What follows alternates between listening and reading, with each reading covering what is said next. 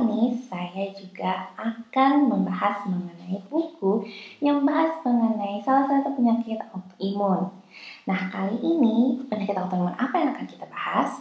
Bukunya berjudul Menyibak Seribu Wajah Multiple Sclerosis yang ditulis oleh Dr. Yusak bersama seorang penyandang multiple sclerosis Winda. Nah, bukunya ini adalah mengenai penyakit autoimun multiple sclerosis.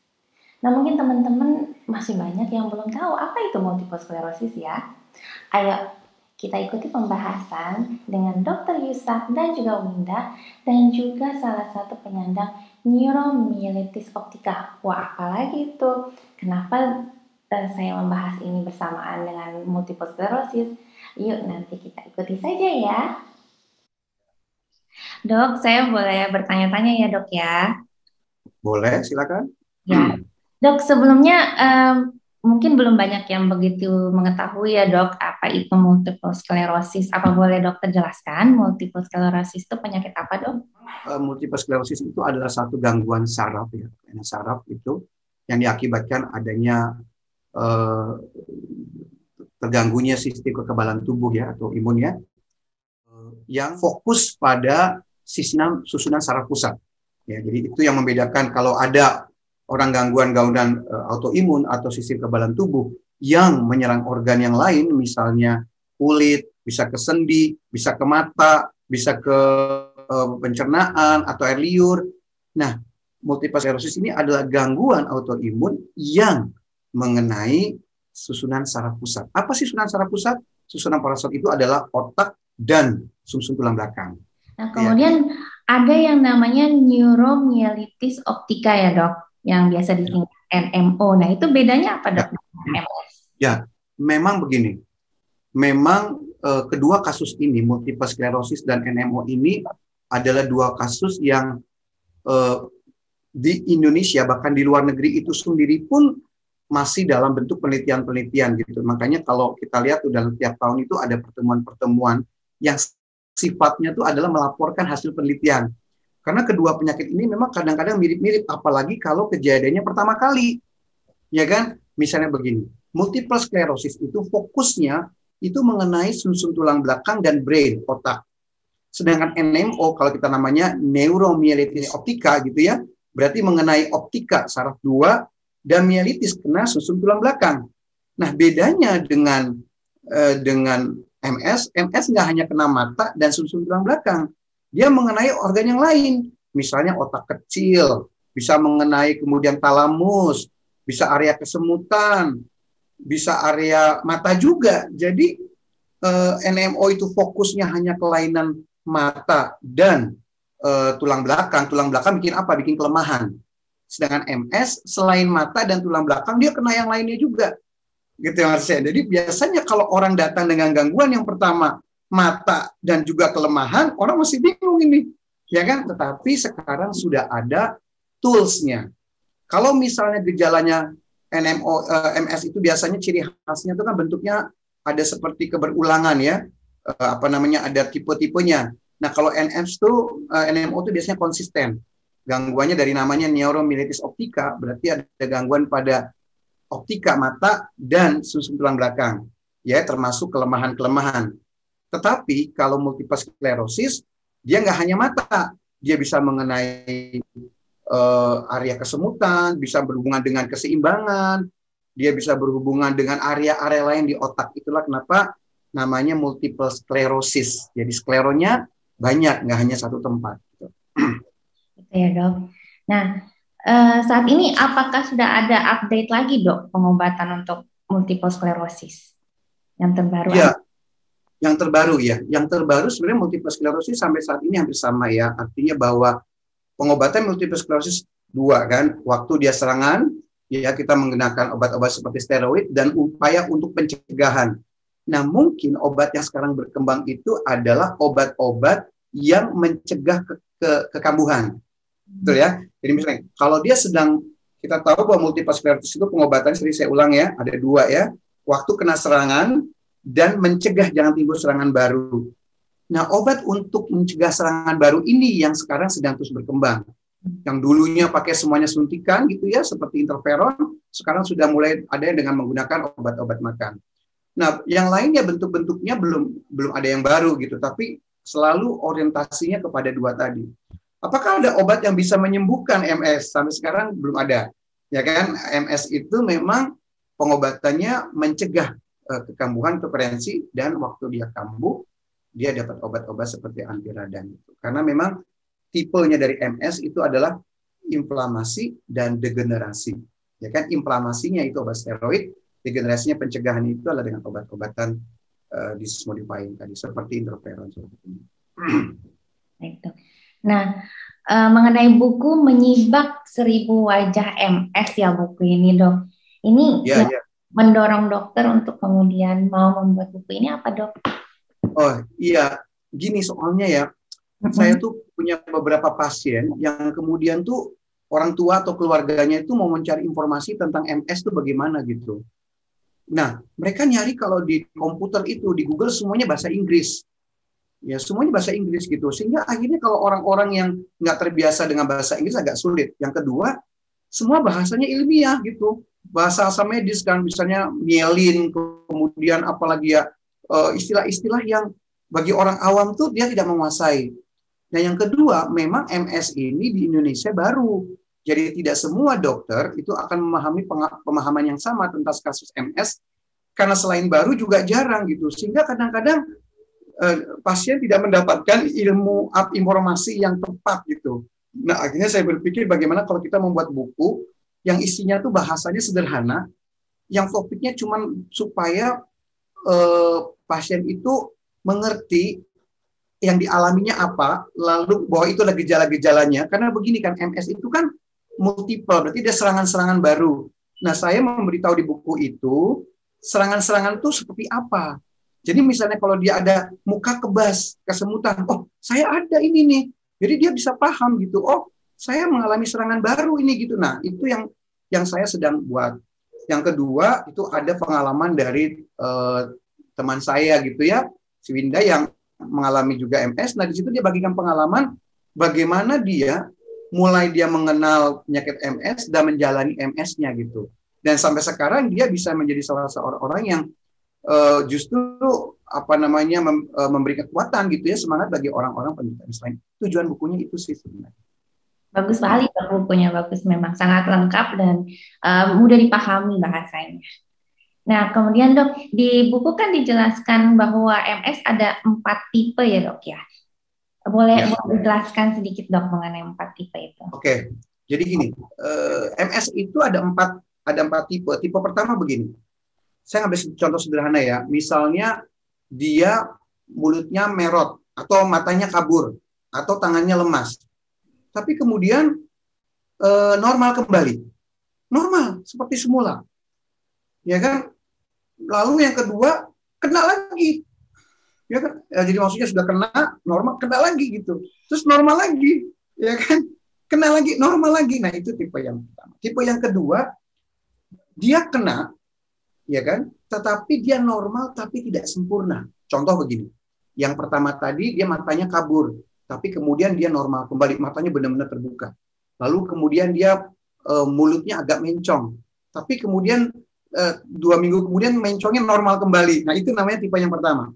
Nah, kalau tipe yang kedua begini, dia matanya nggak bisa ngelihat. Dia membaik, tapi nggak sempurna. Matanya masih agak buram.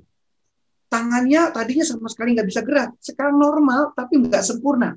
Yaitu sekarang tangannya nggak bisa normal, tapi dia bisa ngangkat barang masih bisa. Artinya ada gejala sisa. Nah, kalau tipe kedua ini berulang terus, nanti lama-lama jadi numpuk tuh Mbak. Yang tadinya tangannya lemas, mulutnya sedikit merot, matanya sedikit kabur, kakinya agak lemah, jadi kayak numpuk. Nah, itu yang tipe kedua. Tipe ketiga itu tidak pernah ada kembali normal. Misalnya gini, matanya nggak bisa ngelihat. 2 minggu kemudian tangannya lemas. 3 minggu kemudian mulutnya merot. Nah, itu tipe yang ketiga. Tipe yang keempat, matanya di keempat nggak ada jeda. Jadi kalau tipe ketiga ada jeda dulu nih. Misalnya hari ini matanya buram, nggak bisa ngelihat. 3 bulan kemudian tangan saya lemes. Nggak normal lagi, Mbak. Nggak menuju normal. Tangannya nggak usah gerak. Lalu 4 bulan lagi kok kaki saya lemes ya? Jadi sekarang matanya susah melihat, tangannya nggak bisa gerak, kakinya lemas. Nah itu tipe ketiga, tapi ada jeda waktu. Tipe keempat paling parah. Matanya nggak bisa ngelihat, belum berapa lama kakinya lemas, belum berapa lama tangannya lemas. Jadi nggak ada pakai jeda lagi gitu. Nah umumnya kita orang Indonesia atau pada umumnya orang itu menderita tipe pertama dan kedua. Ya, umumnya rata-rata tipe kedua sebenarnya. Jadi dia kena, tapi kemudian dia membaik, tetapi tidak sempurna. Nah itu yang tipe yang paling banyak orang Indonesia gitu. Jelas ya? Ya, jelas, sangat jelas dok. Bagus sekali penjelasannya. Jadi yang keempat tuh progresif banget gitu ya dok ya. Progresif banget, makanya sebenarnya progresif. Jadi belum ada jeda, kena lagi. Belum ada jeda, kena lagi. Nah itu ya tipe yang paling jarang sebenarnya, tipe yang paling jarang. Alhamdulillah paling jarang. Tapi itu berarti pengobatannya paling susah ya dok ya, yang empat itu. Ya itu memang paling susah karena apa namanya kita belum sempat memberikan obat. Jadi obatnya itu harus obat antiinflamasi dan obat disease modifiernya itu harus continue terus-terusan. Dan memang mortalitasnya tinggi ya, angka kematian tinggi. Tapi ini Indonesia untungnya tuh jarang. Untungnya jarang ya. Alhamdulillah. Nah kemudian, terakhir nih dok, dokter mau ada pesan apa untuk teman-teman yang multiple sclerosis, NMO atau autoimun lainnya yang mungkin pesan dari buku dokter gitu. Jadi pesan saya begini, nomor satu buku ini salah satu edukasinya adalah mengenali gejala-gejala MS. Itu, mengenali gejala-gejalanya. Jadi karena MS itu sangat tergantung pada serangan, dan serangannya bergantung bisa muncul dari gejala, maka kenalilah gejala itu. Kalau kita kenali gejala itu, kita bisa segera berobat. Lalu kemudian betul bahwa ini satu serangan baru, maka obat segera langsung diberikan. Pengalaman saya secara pribadi ya, saya tidak tahu bagaimana yang hasil yang lain, tapi pribadi, kalau serangannya baru, kita kasih steroid, dia cepat membaik. Saya punya pasien yang keseimbangannya luar biasa jelek, yang mulutnya cadel, kakinya lemes, goyang, dan sebagainya.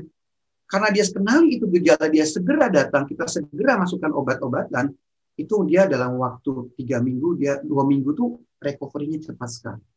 Nah jadi kenali gejala-gejala apa, lalu simpan, dan suatu saat misalnya kita ada sesuatu yang mencurigakan, ini seperti gejala MS, segera datang ke dokternya yang biasa ngobatin, supaya dokter bisa menganalisa, oh betul, ini serangan baru, ayo segera kita masukkan obat. Nah gitu ya, sehingga biasanya catatannya itu bisa dihindari. Baik, terima kasih banyak dok. Ya, terima kasih sudah meluangkan waktu. Mudah-mudahan bisa membantu ya, mudah-mudahan bisa membantu teman-teman semua. Salam buat semua teman-teman. Halo Winda.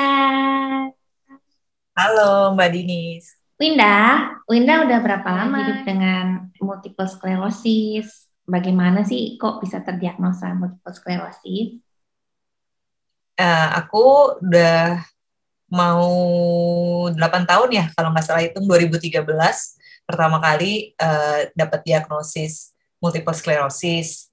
Tapi gejalanya itu udah dari 2011. Jadi 2 tahun setelah merasakan gejala awal baru diketahuan kalau aku ada multiple sclerosis. Waktu itu gejalanya kayak gimana awal-awal? Yang paling pertama aku rasain itu kaki kanan ada rasa kesemutan yang nggak hilang-hilang. Jadi dari ujung kaki terus ke telapak itu biasanya konstan muncul kesemutan, dan karena ada rasa kesemutan jadi jalan kan terganggu ya, nggak ngerasa sensitif kayak biasanya. Terus tiba-tiba pas lagi di jalan turunan itu aku kehilangan keseimbangan, jadi si kaki kanan tiba-tiba lututnya nekuk sendiri, jadi jatuh.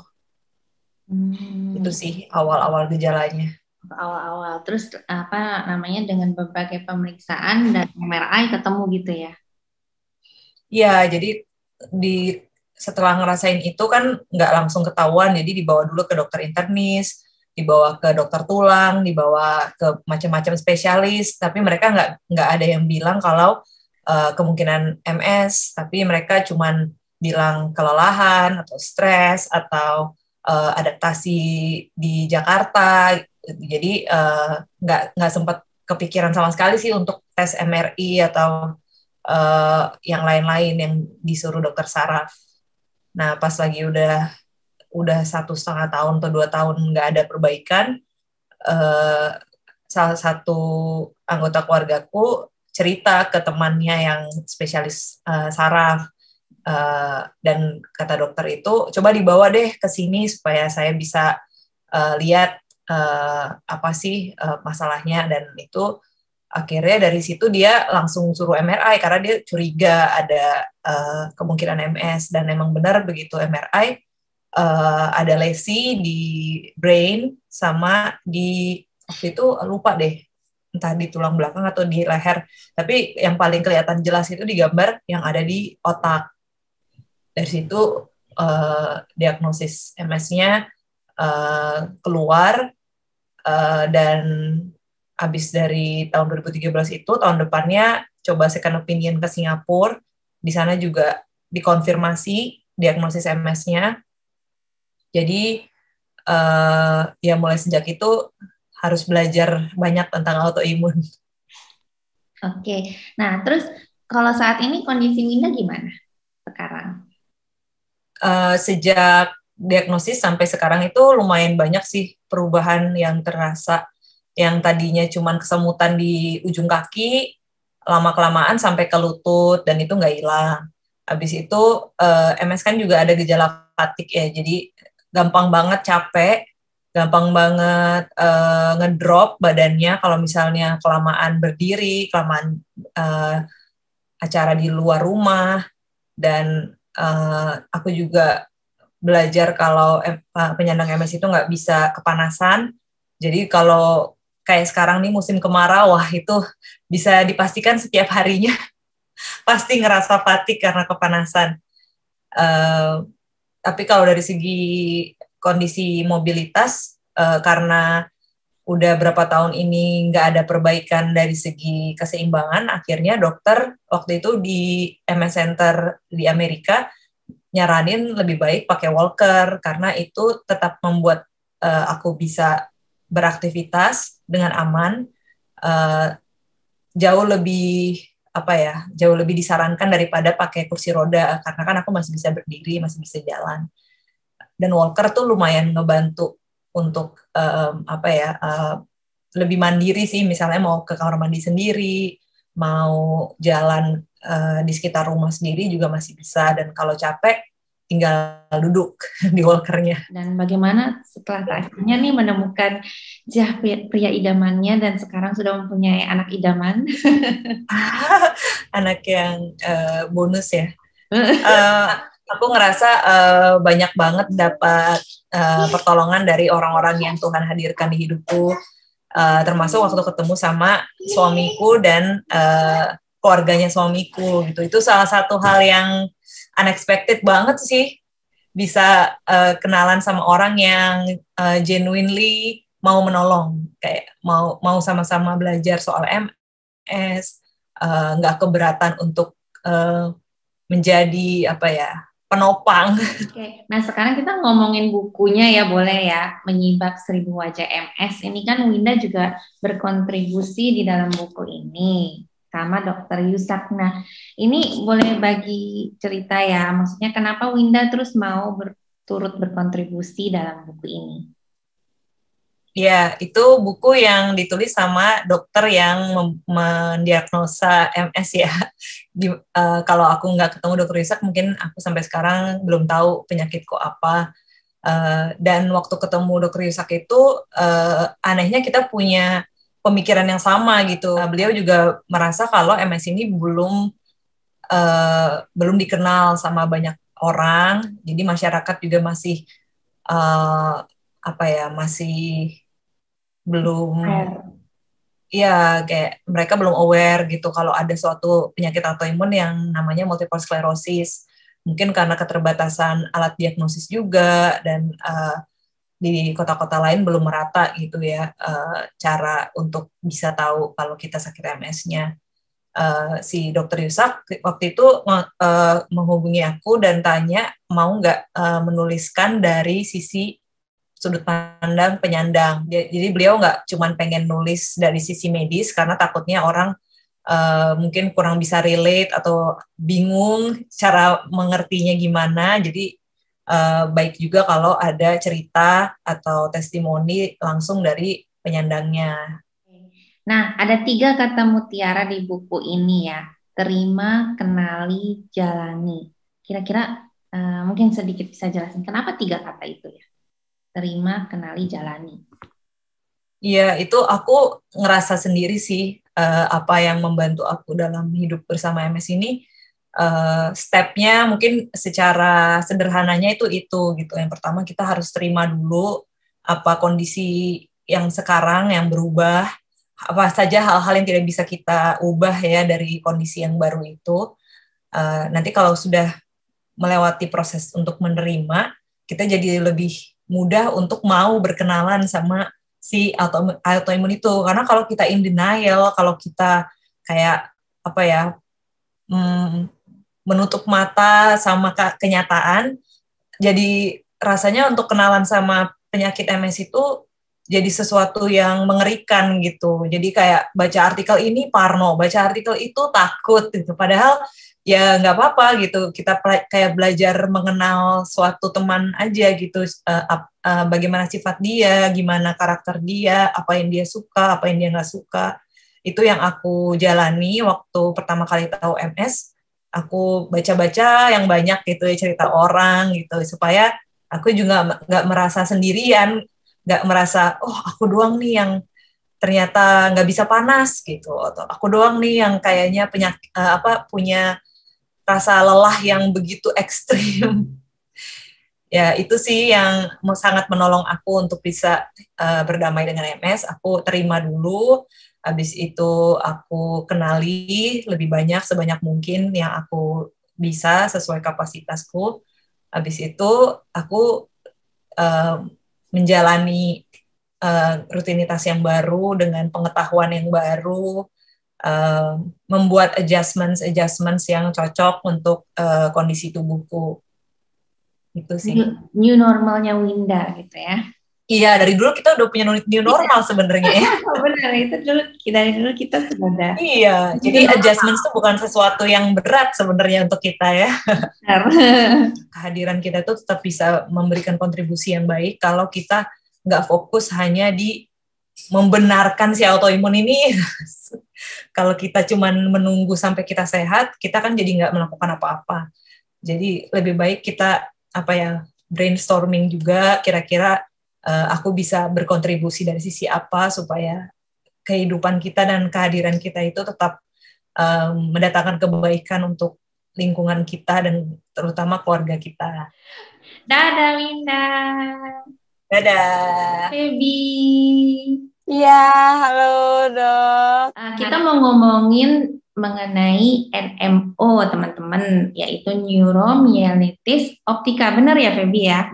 Iya, betul dok. Nah, aku mau nanya, Mbak Feby, sejak kapan terdiagnosa NMO dan bagaimana kok bisa terdiagnosa? Jadi mielitis, terus suspek MS. Nah, 2015 ketika dirujuk untuk second opinion ke RSCM, baru di situ aku tegak NMO. Gejalanya apa waktu itu, Mbak? Kalau yang 2014 itu dok, cuma kayak sakit di sekitar pundak dok, gitu. Jadi kayak sakit di sekitar pundak, terus kesemutannya itu juga nggak langsung keseluruhan, tapi sedikit-sedikit dulu. Pertama dari pergelangan tangan kiri, gitu. Terus lama-lama kok menjalar sampai ke kaki, tapi itu sebelah kiri juga dok. Jadi kayak kesemutan dan baal gitu dok. Nah dari situ justru minggu selanjutnya kelemahannya itu terjadinya malah yang sebelah kanan. Dan disangkanya waktu itu stroke kan.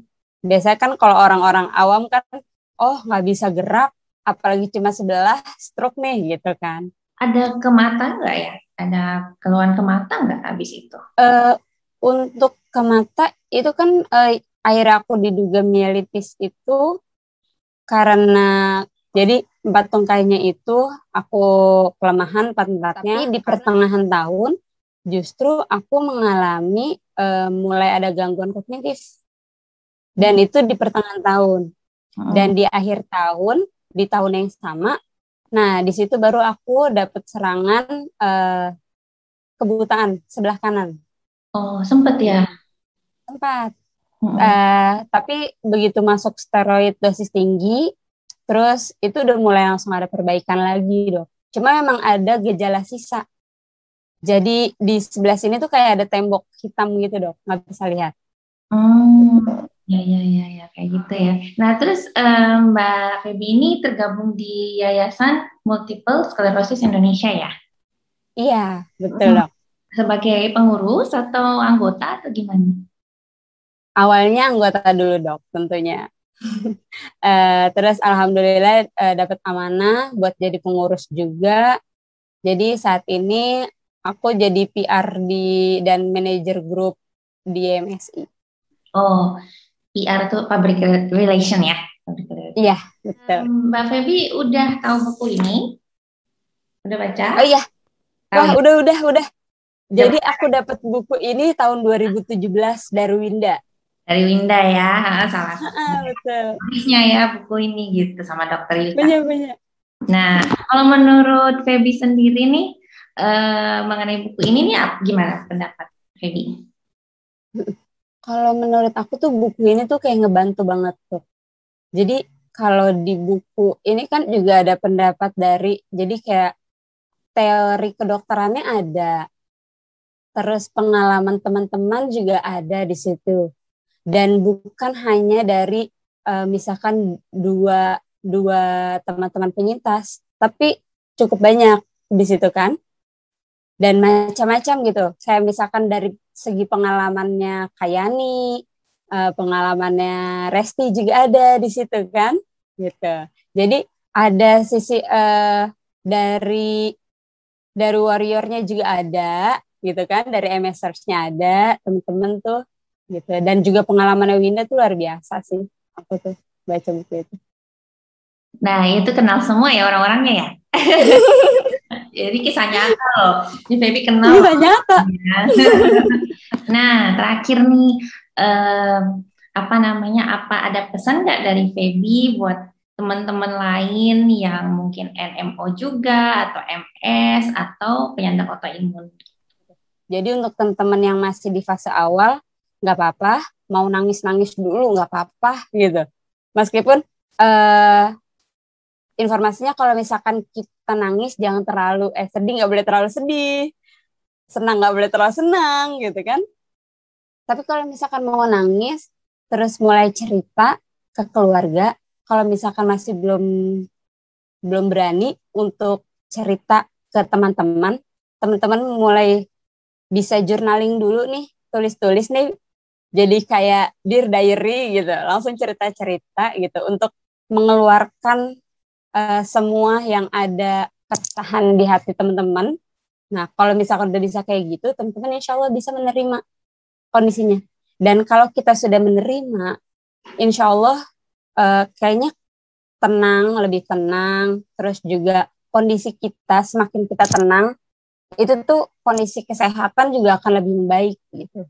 Jadi kalau misalkan teman-teman berharap untuk remisi, jadi teman-teman harus bisa berdamai dulu. Gitu pesannya. Bagus sekali Mbak Feby. Terima kasih banyak, Dok. Iya, aku ya makasih juga ya. Makasih ya udah mau sharing.